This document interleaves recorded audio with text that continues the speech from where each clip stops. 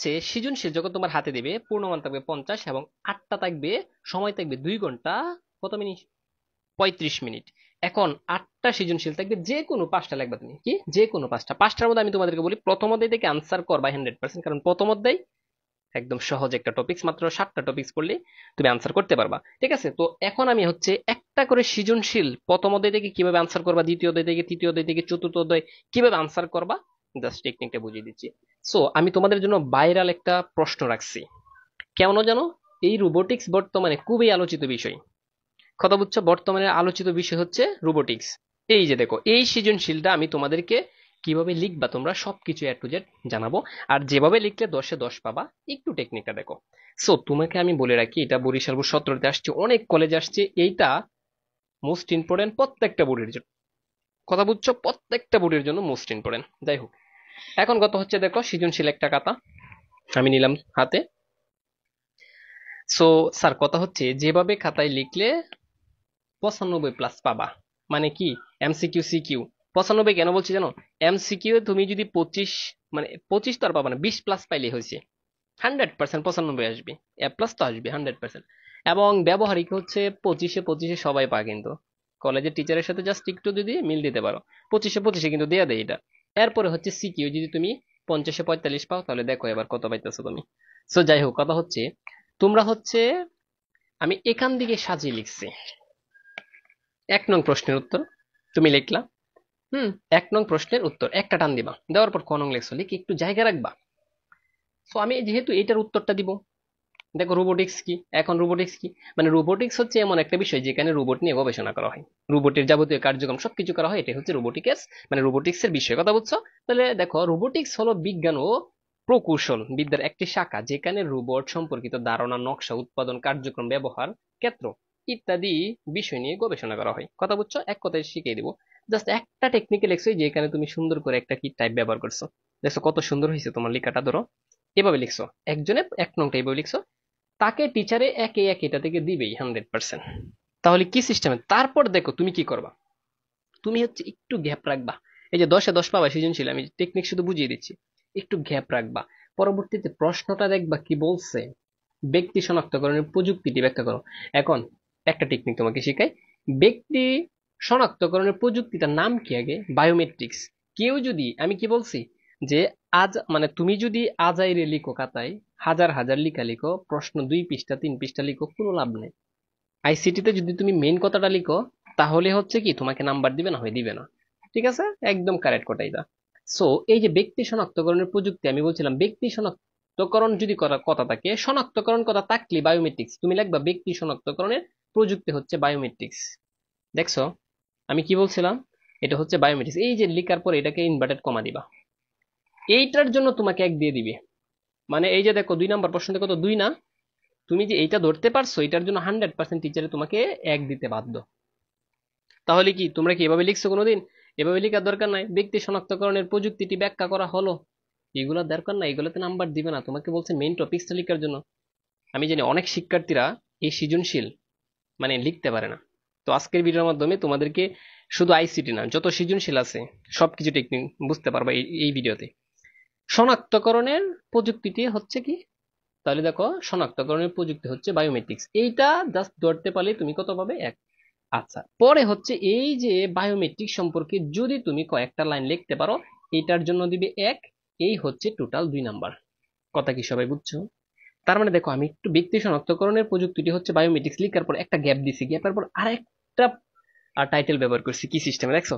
Teacher যখন তোমার খাতা দেখবে, তখন অটোমেটিক ভাবে কি বলবে, যে ও 2টা স্টেপ দিছে, এবং আমি বলছি সর্বোচ্চ স্টেপ দিবা তোমরা হচ্ছে স্টেপে নাম্বার, প্রত্যেকটা স্টেপে তোমাকে 1 নাম্বার দিবে যদি সঠিক ভাবে হয়। 1 নাম্বারও কম দিবে না, এটা 100% লিখে রাখো।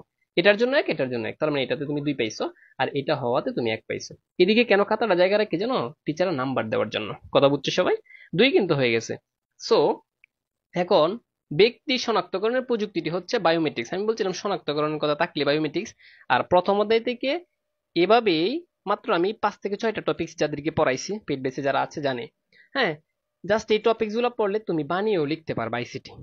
আইসিটি আবার কেমনে বানিয়ে লিখে, বানিয়ে লিখতে পারবে 100%। আমি বলছি কেন, কেন বানিয়ে লিখতে পারবা? কারণ আমি তোমাকে টপিক সম্পর্কে ধারণা দিয়েছি। রোবোটিক্স হচ্ছে মানে যেখানে তোমার বায়োমেট্রিক্স কথা পাইবা, কথা বুঝছো? মানে এই যে সরি বায়োমেট্রিক্স কথা, এই যে ব্যক্তি শনাক্তকরণ থাকলেই বায়োমেট্রিক্স। পরে তুমি বায়োমেট্রিক্স সম্পর্কে এই যে দেখো, বায়োমেট্রিক্স হচ্ছে এক ধরনের কৌশল বা প্রযুক্তির, মানে প্রযুক্তি যার মাধ্যমে মানুষের শারীরিক কাঠামো, গঠন, আচার আচরণ, বৈশিষ্ট্য, গুণবল, তারপরে এগুলো লিখতে থাকলাম। তার মানে বায়োমেট্রিক্স যে কি কি কাজ করে আমি আরেকটু টেকনিক বুঝিয়ে দিই। প্রথম শনাক্তকরণ যদি ধরতে পারো, বাকিটা তুমি বানিয়ে লিখলেও কোনো সমস্যা নেই। বায়োমেট্রিক সম্পর্কে 14 গোষ্ঠী সম্পর্কে একটা গোষ্ঠী লেখলে একটু অল্প, অল্প জায়গা, অল্প বেশি না, বাস শেষ করে দিলা। সো এই দিকে আরো দেখো অনেক জায়গা আছে। স্যার এখানে কি আমি লেখা শুরু করবো 3 নং? আমি বলবো না, তোমরা এখানে 3 নং লেখা শুরু করবা না, যদি জায়গা আরো বেশিও থাকে। এটাই টেকনিক। তার মানে দেখো তুমি হচ্ছে কত সুন্দর করে যে একটা দুইটা জাস্ট মূল কথাটা টিচারকে বুঝাইছো। এরপরে কি বলছে যে উদ্দীপকে, এই যে এখন উদ্দীপকটা সবাই একটা স্ক্রিনশট নিয়ে একটু পড়ে নাও। ডক্টর, এই যে জামিল আছে, ডক্টর জামিলের গবেষণার কোন ধরনের প্রযুক্তি ব্যবহৃত হয়েছে, মানে গবেষণা যেহেতু বলছে, এখন দেখো এটা পরে তুমি অবশ্যই বুঝবা ডক্টর জামিলে কোন ধরনের প্রযুক্তি ব্যবহার করছে। আর আমি তো টেকনিকে বলি গবেষণা কথা থাকলেই জেনেটিক ইঞ্জিনিয়ারিং, উদ্দীপক পড়ার দরকার নেই। বুঝছো? তোমাকে যদি বলে যে কোন গবেষণা করছে, তাহলে উদ্দীপক পড়ার দরকার নেই, এটা জেনেটিক ইঞ্জিনিয়ারিং। এখন 3 নং তুমি কেমনে লিখবা গুছিয়ে দেখো একবার, আমি লিখে রাখছি। এই যে দেখো 3 নং দেখো আমি সাজাইলাম, উদ্দীপকে ডক্টর জামিলের গবেষণায় জেনেটিক ইঞ্জিনিয়ারিং প্রযুক্তি ব্যবহার করা হয়েছে। এই যে প্রিয় শিক্ষার্থী বন্ধুরা একটু বুঝে এবার এখান থেকে, এই যে প্রথমে একটা টাইটেল দিলা, টাইটেল দেওয়ার পর যে গবেষণার, এখন তোমরা তো সাজিয়ে লিখো এভাবে যে উদ্দীপক ডক্টর জামিলের গবেষণায়, উদ্দীপকের ডক্টর জামিলের গবেষণায় যে ধরনের প্রযুক্তি ব্যবহৃত হয়েছে তা ব্যাখ্যা করা হলো। এগুলা লিখলে অযথা নাম্বার দিবে না, ঠিক আছে? তুমি লিখবা হচ্ছে উদ্দীপকের ডক্টর জামিলের গবেষণায় প্রযুক্তিটি হচ্ছে বা জেনেটিক ইঞ্জিনিয়ারিং প্রযুক্তি ব্যবহার করা হয়েছে। এই তো একটা কথার জন্য তোমাকে এক দিয়ে দিবে। কিসের জন্য জানো? তুমি মেইন টপিকটা ধরতে পারছো।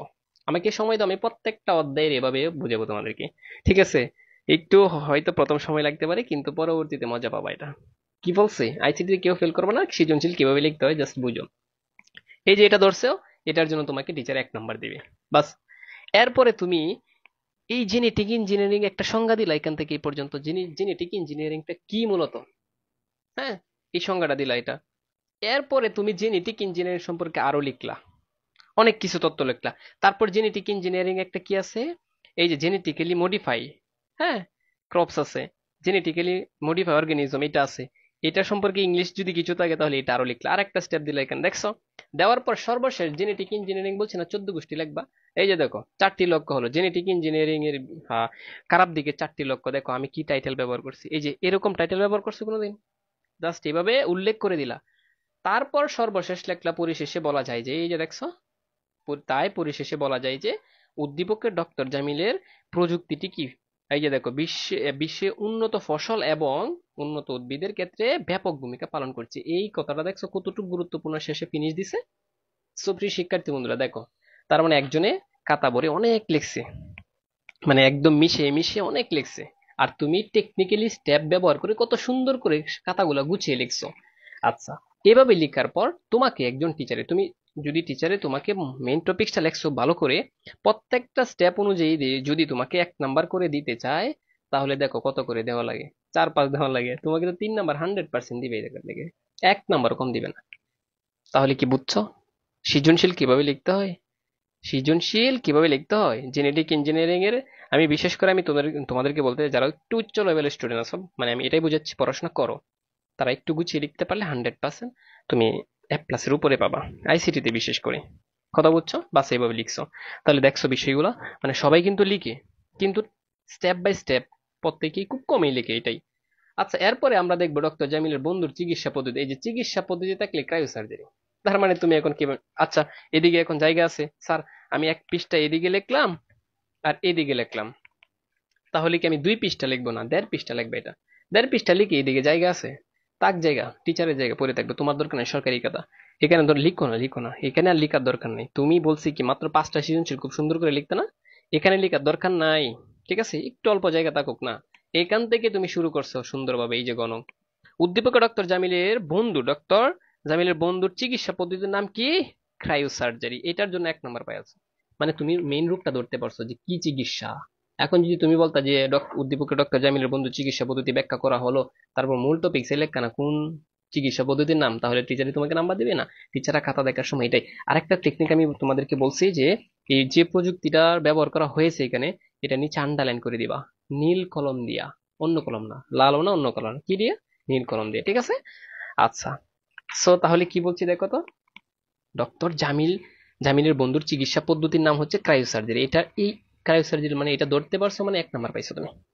এরপরে ক্রায়োসার্জারির সংজ্ঞা দিবা, আরেকটা স্টেপ হয়ে গেছে ক্রায়োসার্জারির সংজ্ঞা যারা পাইছো। এরপরে ক্রায়োসার্জারির সুবিধা অসুবিধা সবকিছু 14 গোষ্ঠী তুমি একটু স্টেপে স্টেপে লিখলা প্রিয় শিক্ষার্থী বন্ধুরা। লিখার পর এখন ক্রায়োসার্জারি সম্পর্কে রিডিং যারা পড়ছো লিখতে পারবা, কিন্তু লিখার পর সর্বশেষ দেখো ক্রায়োসার্জারি, দেখো ক্রায়োসার্জারি কি প্রয়োগ ক্ষেত্র, স্টেপ তোমার কেমনে কেমনে বানাবা, স্টেপ তুমি বানানোর টেকনিক আমি দেখাই দিচ্ছি জাস্ট। এখন দেখো এগুলো যদি কেউ লাইনে লাইনে লিখতো তাহলে এতটুকু হইতো, কিন্তু দেখো তুমি যদি স্টেপ ব্যবহার করো কত সুন্দর হয়েছে, দেখছো? আরো অনেক ধরনের ডিজাইন আছে, চিন্তা করছো? প্রত্যেকটা ডিজাইন যদি তুমি এভাবে করো, এখন ডিজাইন তো আন্তাজি বানিয়ে লিখলে হবে না, আমি এই সম্পর্কে ডিজাইন করবা, ঠিক আছে? এরপরে সর্বশেষ লাগছে, তাই পরিশেষে বলা যায় যে এখানে আন্ডারলাইন করে দিবা। সো প্রিয় শিক্ষার্থী বন্ধুরা, এভাবে যদি লেখো তুমি, আমি 100% গ্যারেন্টি দিচ্ছি তুমি 10-এ 10 পাবা, একটা নাম্বারও টিচার কম দিবে না, যদি লেখাগুলো স্পষ্ট হয়। অনেকের লেখা খারাপ, লেখা স্পষ্ট করে লিখবা। হ্যাঁ, তোমার লেখা অসুন্দর বাট একটু স্পষ্ট করবা। এক রাত্রে চাইলে তুমি তোমার লেখাটা পরিবর্তন করতে পারবে না, তার মানে তোমার লেখা যেমন থাক সমস্যা নেই, কিন্তু স্পষ্ট লেখার চেষ্টা করবা। সো এভাবে যদি তুমি লেখো একটা সৃজনশীলে, তোমাকে একজন টিচার, আমি কি বলছি, যদি তোমার লেখা ভালো থাকে 10-এ 10 পাবা, আর যদি একটু খারাপ থাকে তোমার লেখা তাহলে 9 থেকে 8 পাইতে পারো। সো প্রিয় শিক্ষার্থী, তোমরা বুঝছো প্রথম অধ্যায়ের সৃজনশীল গুলো তুমি কেমন আনসার করবা।